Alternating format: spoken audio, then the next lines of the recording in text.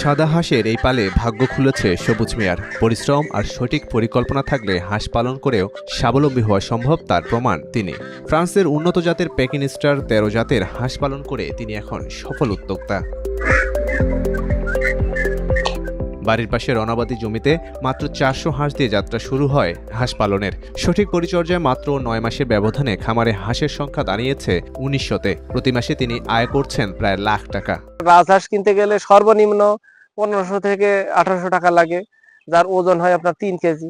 আর আমাদের এই হাঁসগুলো ৪ কেজি ৪.৫ কেজি পর্যন্ত ওজন হয়, যার এমনিতেই এই এখনকার বাজারে হিসাব করলে দেখা যায় যে আপনার ১,১২০০ টাকা ভিতরেই কিনতে পারছে।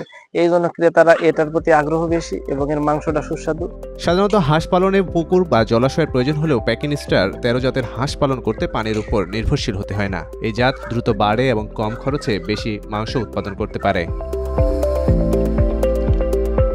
ঝিনাইদহ সদর উপজেলার সালিয়া গ্রামের সবুজ মিয়া প্রথমে ব্রয়লার মুরগি পালন করতেন, কিন্তু মুরগিতে আর্থিকভাবে ক্ষতির মুখে পড়েন। এরপর ছোট পরিসরে শুরু করেন হাঁস পালন। মুরগিতে লোকসান হওয়ায় তার খামারে এখন শুধু হাঁস রয়েছে। এই হাঁসের মাংসের চাহিদা বেশি হওয়ায় বাজারজাতকরণ সহজ এবং বাজারে মাংসের চাহিদা থাকায় লাভ বেশি বলে জানান তিনি। ২ বছর আগে থেকেই এই হাঁস লালন পালন করা শুরু করি। প্রথমে আমি অল্প দিয়ে শুরু করছিলাম, তখন পাশাপাশি ব্রয়লারও ছিল।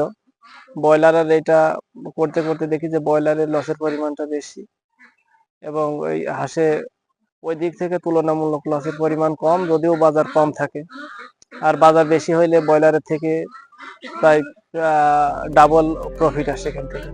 সাধারণত পানি ছাড়াই এই হাঁস পালন করা সম্ভব। ৪০ থেকে ৪৫ দিনের ব্যবধানে ৩ থেকে ৪ কেজি পর্যন্ত ওজন হয়। এক একটি হাঁস ২৫০ থেকে ৩০০ টাকা কেজিতে বিক্রি করা যায়। এই জাতের হাঁস পালনে ব্রয়লার মুরগির মতো তেমন কোনো ঝামেলা পোহাতে হয় না। এতে একদিকে যেমন বেকারত্ব দূর করা সম্ভব, অন্যদিকে দেশের আমিষ ঘাটতিও পূরণ করা সম্ভব। ১ কেজি ব্রয়লার যেখানে ১৯০-৮০ টাকা বিক্রি হয়, সেখানে সে ১ কেজি হাঁসের মাংস বিক্রি করছে ২৬৫ থেকে ৭০ টাকা, যার ফলে সে কিন্তু লাভবান হচ্ছে এবং ২ কেজি খাবার খেয়ে তার ১ কেজি হাঁসের মাংস উৎপাদন করছে।